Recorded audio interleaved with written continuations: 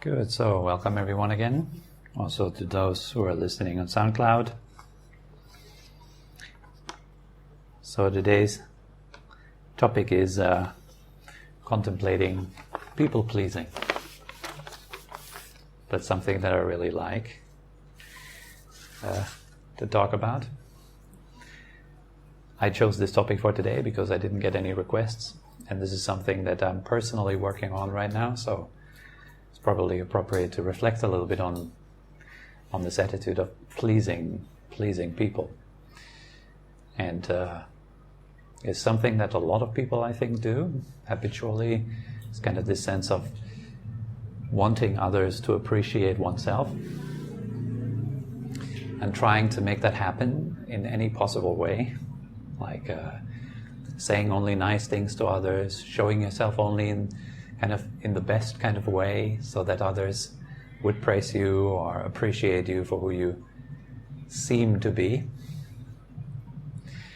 And so what people-pleasing really does, actually, I found, is it's quite a heavy affair, actually. And what it does is puts you in a position where you create this image of yourself, and it's that image that we then want to show to other people. Well, let's say, for example, you think that it is very good and very appropriate as a spiritual person to be in a certain way, let's say very calm and very composed and always saying wise and masterful things, taking your time to reply to someone. If someone is asking you a question, you take extra time to be very thoughtful about the reply, and then you give that very wise reply. The way you comment on Facebook underneath other people's posts. What is your comment really saying? What do you really want? Very often I would, for example, tend on Facebook to write a kind of a humorous sort of comment underneath friends' posts. And I'm doing this not to please my friends, but actually to show that I'm a really nice guy to be around with. I'm that kind of a funny person that is actually very likable. Does that sound familiar to some of you? So this is people-pleasing. You write these kind of very clever comments, take extra time to give a good reply, to be extra funny. You click like with people that really matter to you, and then you worry why they don't click like on your stuff. Am I wrong? Am I a bad human being? Why are they not liking my posts? It's like people that matter to you. Why are they not interested in you? Surely it is because you are doing something wrong. That's also another aspect of people-pleasing. Very, very heavy, and it's given me a lot of headaches. Loads and loads of headaches. About nothing. I was doing a post on Facebook and no one appreciates it, and you feel really bad about it. Or you get a negative feedback, someone criticizes you. It's, for a people pleaser, this is horrible criticism. And it's also very easy, I have observed, to interpret other people's behavior as criticism. They might just have a bad day, right? But, you say hello, they don't answer, maybe just a bad day, but for me it means they hate me. Yeah. As a people pleaser, it's terrible. It's terrible. It's very painful, actually. So and why is that? It's because I have this image of myself, of how I should be like. Has developed over many years of spending time with great meditation masters around me, having wonderfully inspiring teachers around me, amazing friends on the spiritual path, all really radiant and amazing beings in my eyes. And of course, there's something inside of me that kind of compares myself to those radiant, amazing beings. Where am I in comparison to those amazing masters and friends? And since I have a very low self-worth, a very low self-esteem, then in comparison to those radiant masters, I'm somewhere down there, and these masters are far, far up there. I'm so different from them, it feels. I'm so different even from just normal friends. So much less quality. And so I have to compensate for that. And I have to create this amazing image of myself, that kind of should version of Tobi. This is how I should be. And then I try desperately to match up with that image. In my case, it would be the image of the very cool, nice to hang out with meditation teacher that is pleasant and friendly, agreeable wherever he is. That's my image in there. And I need to match up with that. And it's really, really stressful. It's tiring, heavy. Particularly if your mask is that big, that perfect, that radiant.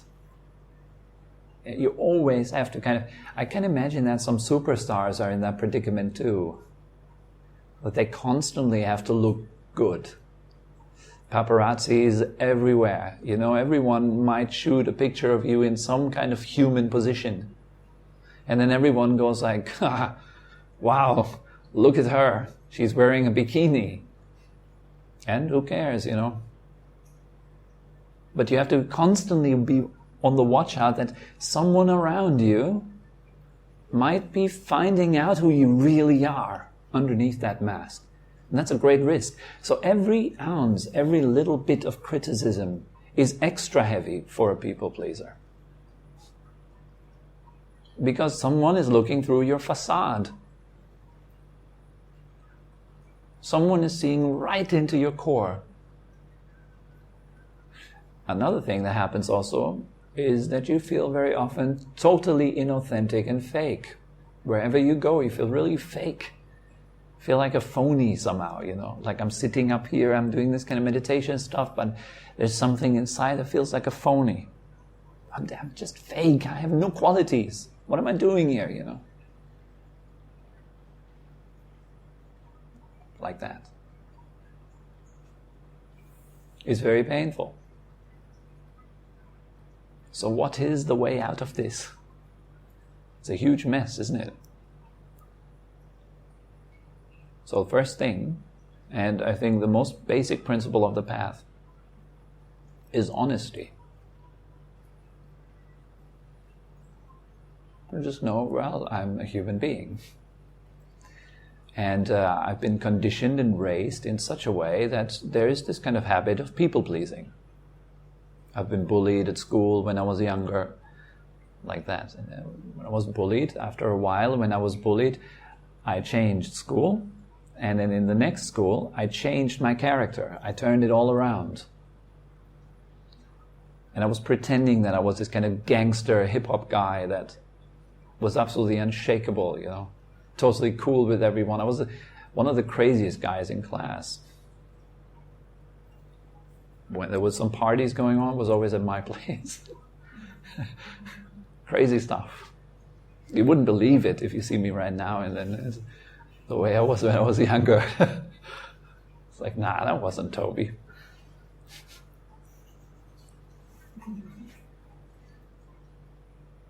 So and I learned something there. I learned that, hey, if I pretend, people like me. But if I'm myself, I'm bullied. Get that? If you are being yourself, how do people look at you? How do they receive you? I get that this is not the problem for everyone. but it's particularly a problem for people pleasers. So I'm sure that maybe some of you are going like, what the heck is he talking about today? And some of you will go like, yes, I recognize that. And maybe today I'm just talking to those guys.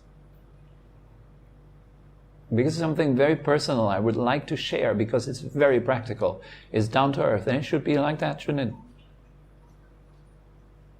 Meditation is no use if you're talking about high-level states and all that stuff. That's out of reach. What's the point, right? What is at reach right now? What can I reach out for right now? Me. That normal, human, Tobi guy that I am. What can I do right now to practice honestly? Well, one thing is really seeing what is going on in there and then being okay with it, learning to be at peace with it. Okay, well, there is this people-pleasing aspect to me. And you notice I've already changed a little bit the way I formulate it. I'm not saying I'm a people-pleaser, but I see that there is something inside the mind in there that likes to do people-pleasing. And it's a very pervasive kind of pattern, very pervasive kind of personality construct.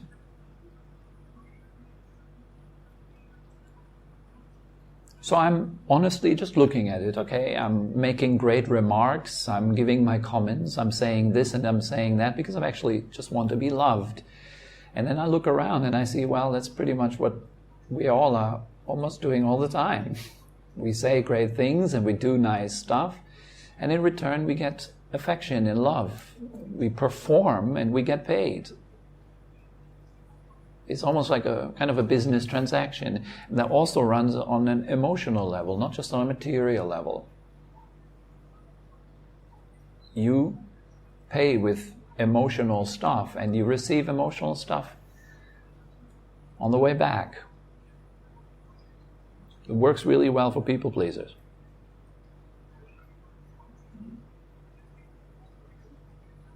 So the real problem with that is, the real heaviness of that is carrying this kind of image of myself, having this amazing image of myself, who I actually should be like.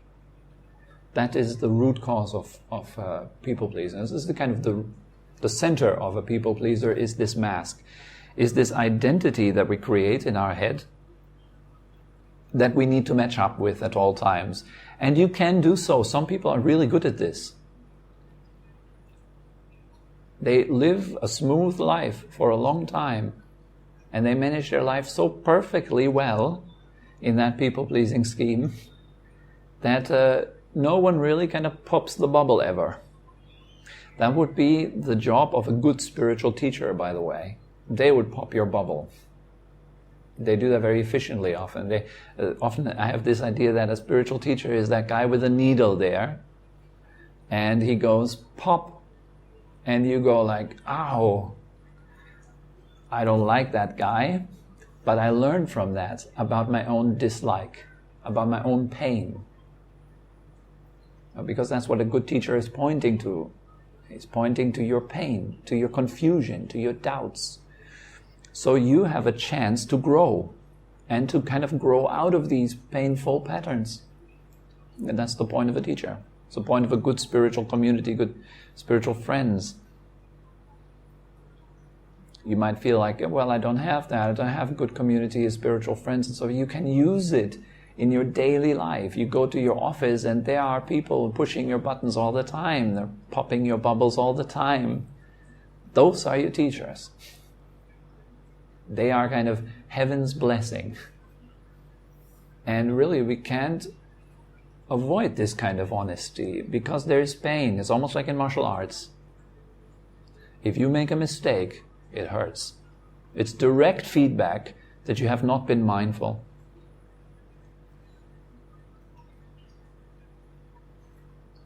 It's direct feedback. You're kind of wandering off for a split second and bam. That's that.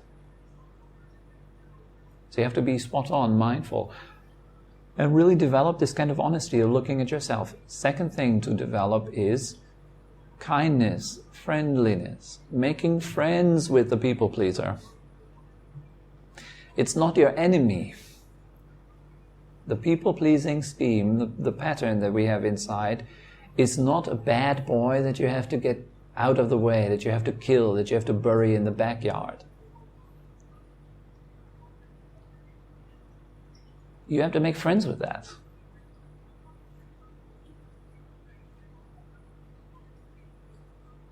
Allow it to come into a space of warmth and kindness, like you would receive a good friend. That is something that actually helps me so much I can't even tell you. It's great. You just sit down, and there it is, all the pain of, oh, I'm a phony, I'm fake, I'm not authentic, I should be like this, I should be like that, I'm not matching up, my teacher doesn't like me, no one likes me. And then, can you receive this pain in a friendly space? Really means you're leaving yourself alone, you're taking your hands off. You're not here as a doctor anymore. You're not here to trying to fix yourself in some way. You're not here to control yourself in any way, to try to feel perfect. Because that is part of this people-pleasing. Of course, you do the same thing towards yourself. I find that I have very high expectations of myself, unreasonably high. So I'm continuously failing my own expectations. What's the point of that, you might ask? Well, the point of that is that I come into my home zone of being a failure, or feeling like a failure. This is just another pattern that goes along with that. I failed again. See, I'm worth nothing like that, as I can really complain about myself. And many, many people do have that. They don't really like themselves. That's also the reason why when we sit down, we have a hard time meditating, because we're really uncomfortable under our skin. It's uncomfortable. In the body, in the mind, is, oh God, when does he ever stop, Another in-breath, another out-breath. Oh, I'm tired, I just want to get home. What am I doing here? It's really, there's all these discomforts underneath our skin. You can feel it. We all can feel it. And you see people that are really comfortable with themselves, they can just sit really still for a long time. And they enjoy themselves a great deal. It's so nice to just be quiet here with nothing to do. And nowhere to get. No one to become. What a relief. You don't have to fulfill anyone's expectations. You don't have to match up with your own expectations. You're just here, that's enough. And you can learn to appreciate that, learning to appreciate oneself. As a people pleaser, you would worry a lot about the opinions of other people. What do they think about you? Now, what are thoughts? What are you thinking about other people? Observe. Have a look at your own thoughts. Notice the way you are thinking about other people and the way you are afraid of what other people might think about you. Is that in any way related? Do you see a connection there? It's also worthwhile investigation. Many times we are scared of other people's thoughts, yet other people's thoughts are something that is so random. Like our own thoughts, it's just sometimes it's just a totally pointless stuff. Like me and my best friend, we would joke about it. What comes into our minds is just completely crazy stuff. We have this kind of special humor that no one understands. If we crack jokes with one another, everyone goes like, what? That was a joke? For us it's so funny, because it's just so random. We play creatively with this kind of randomness of the mind sometimes, the associations it makes. You hear a sound and immediately there comes an association into your mind, an image, a feeling. And everyone's thoughts are that random, that kind of conditioned mishmash or whatever. And then we are enslaving ourselves to the thoughts of other people. We think, what is he thinking about me? I don't think that anyone really wastes a lot of time thinking a lot about me. Like, oh, Tobi, well, he's looking okay, but really he might be quite a phony, actually. Should do some research, and then they come back home and it just didn't leave their mind, so they Google Tobi. They find, this guy, it's just only pictures of him meditating on it. There must be something fishy about him. Who wastes their time like this? Honestly, maybe after you hear that talk, maybe you Google and Tobi and you find a few pictures, amuse yourself for a while. That's that then, and then you live on. You live your life. Problem solved. You don't waste much time. Think about other people so much. Most people think constantly about themselves. The me thing, the me story, always me. How does he relate to me? That is important for us. That's where it's important. If another person tells their story, you sit together with them in a restaurant and they tell you about how they didn't manage to get up early in the morning and they were trying to really set up this new program where they get up every day at an earlier time, and then they try and they tell you about this program and how they are achieving this and how they're moving forward and so forth. How someone has managed to be on a special diet, how someone has managed to, how they had a fight with their girlfriend, all these kind of human topics that we talk about. And a friend tells you, you can't wait for your part. When can I tell him what I have done? So there's not so much interest in other people's stories, but there's a lot of interest in having our stories heard. That other people listen to our stories. That is interesting. That other people look at me.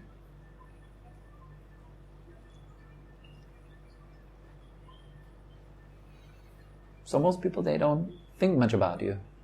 It's a fact. Contemplate your own thoughts. Most of the time it's about me. It's that little me thing that just keeps spinning around itself. The thought world of me. And yet we are so worried about what other people think.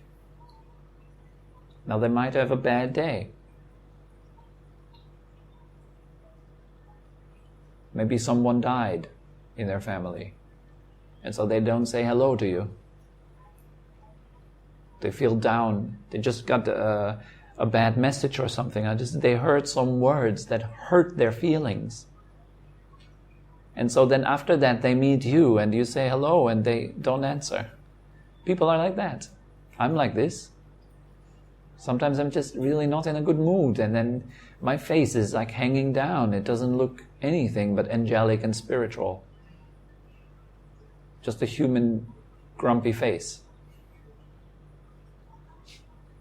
And it means nothing. It has nothing to do with you. I'm just in a bad mood. Like that. And so I've been observing that in myself. So how am I thinking about other people? What role do other people play in my life? And they all play a role relating to me in that way. So it's all about this kind of self-construct, that self-story. That is very important. How I am doing, how they perceive me. Is he doing good? Is he not? And so forth. So other than that, thoughts are nothing. They're less than air. Look at thoughts, they're just like bubbles. They just come and go, they just arise and pass all the time. They just talk. Always the same stuff. For all of us, it's some sort of broken record in the head. It just keeps spinning round and round. That's all there is to thoughts. It's just noise in the head. Why be so worried about it? So to all the people pleasers, you can tell yourself again and again every day, from now on, I'm going to do things because they are valuable, honest, and good to me, regardless of the opinion of other people. This is something really important, particularly for people pleasers. Sure, you do have opinions of people that matter to you, that are important, and we should listen to that and reflect on that. But emotionally, that our emotional life is dictated by the way other people think about us. That is the real trouble. That doesn't have to be. That you are an emotional victim of other people's thought. Did you make decision based on how the outcome might be, how other people see you? That type of slavery, that doesn't have to be necessary. It's not necessary to be in this kind of constant victim role.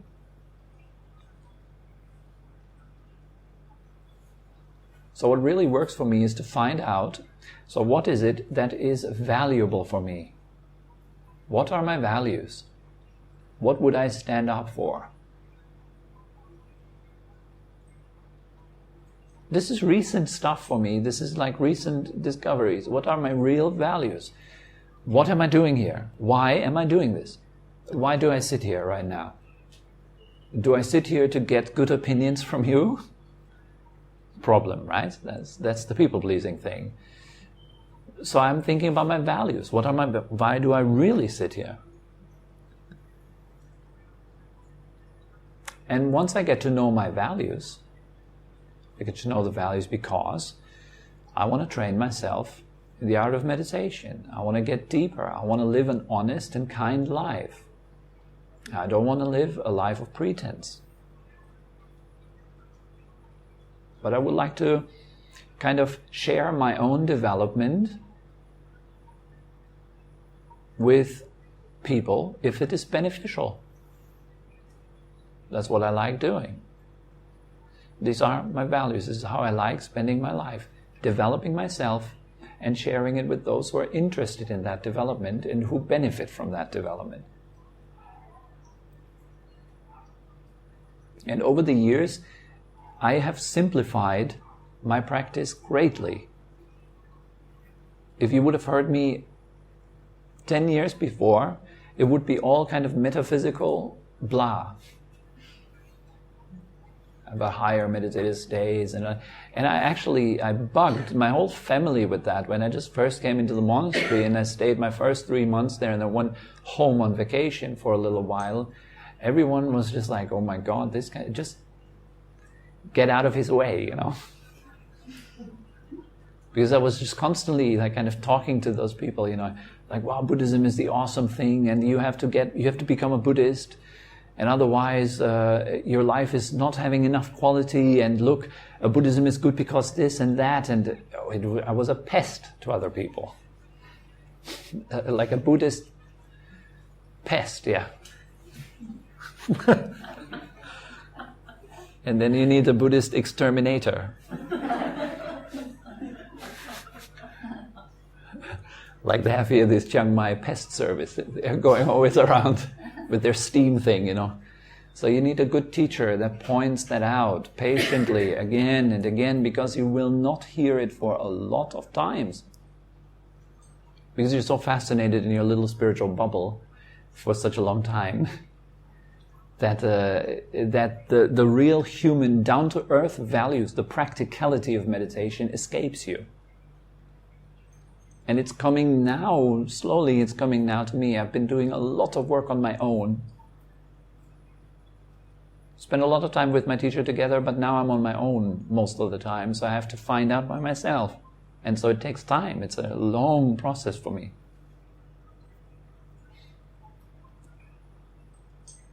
And that process is simplifying all the time. And then now it's just like, wow, you know, you get insights like, wow, I'm a human being. Simple stuff like that, and it's mind-blowing to me. Well, I'm just someone that wants to be happy. That's it. And I could do things that make me happy. And that is what works against people-pleasing.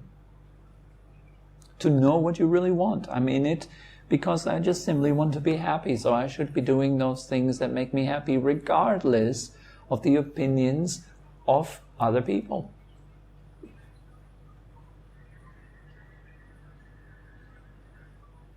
Now, I have to be very clear here.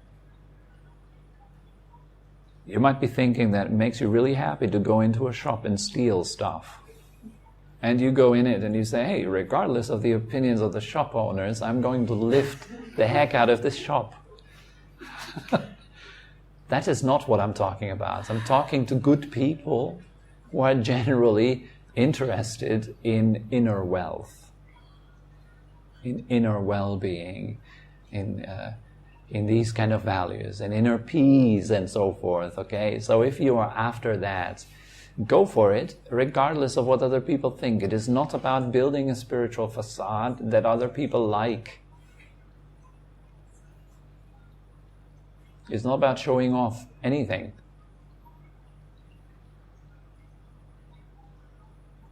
Whether that you're very wise or skilled in giving answers, or none of that plays any role when you die. When you're on your deathbed, you're doing your last few breaths, none of that matters. So another great antidote for people-pleasing is really bring it to your mind and to your attention very often that this is my last day. This is the last thing we do. And it feels kind of remote, doesn't it? Almost feels like, yeah, Tobi's cracking another joke. But feel, this might be very well the last thing we do. Will you get back home? Will I wake up tomorrow morning? Alone in this night, there's hundreds and thousands of people that will die. Are you amongst them? There's this counter in Google, have a look. It counts deaths and births per day, per second, per year. Have a look at the numbers. Let your mind be blown. It's really good to reflect on that. To just have a look and see, well, am I the next? It's pretty random also. Have you ever contemplated just how fragile your nervous system actually is, and your little arteries in your brain, and what makes them not pop? So many people, they're just going to the bathroom or toilet and squeeze a little bit and something in their brain pops and they can't talk anymore afterwards. They get a stroke, or they have to relearn walking, get paralyzed, all that kind of stuff. Happened to my grand-aunt, actually. She got a stroke, which is an English teacher. She got a stroke and she had to relearn talking as an English teacher. It was her living. It's pretty tough. Life just happens like this, you know. My mother, she just died this year. Just cancer, just 3 months. Suddenly her belly blew up. She had this big belly and she had to go to hospital and check it out what it was, and cancer. 4th stadium, was everywhere. And then she had 3 more months. And that was it. And she was just on the move to Ireland. She had planned out her whole new life. She wanted to go to Ireland and be there and just start a new life. She always wanted to be near to the ocean. She had a little house at the ocean. She had all her stuff from Germany brought to Ireland. And all the stuff was there. She was about to go to Ireland, and diagnosis hit. She never came to Ireland. That is requiring a huge amount of letting go.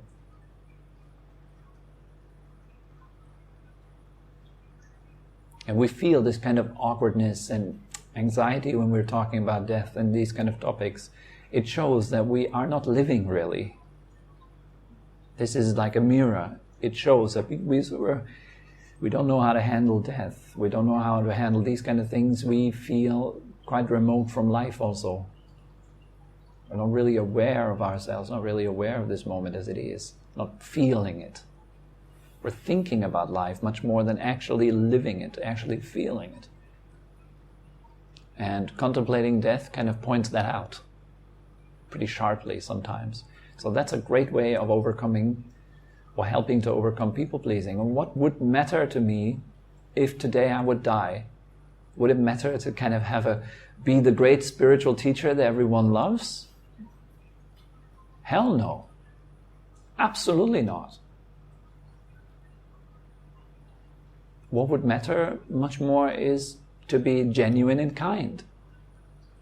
Just be a normal human being that relates to other human beings kindly.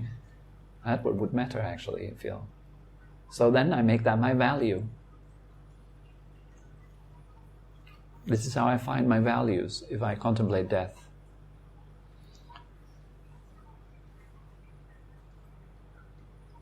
And it helps a great deal with like letting go of these kind of painful patterns of people-pleasing. And I'm not letting go of people-pleasing because it's not fashionable as a Buddhist to be a people-pleaser.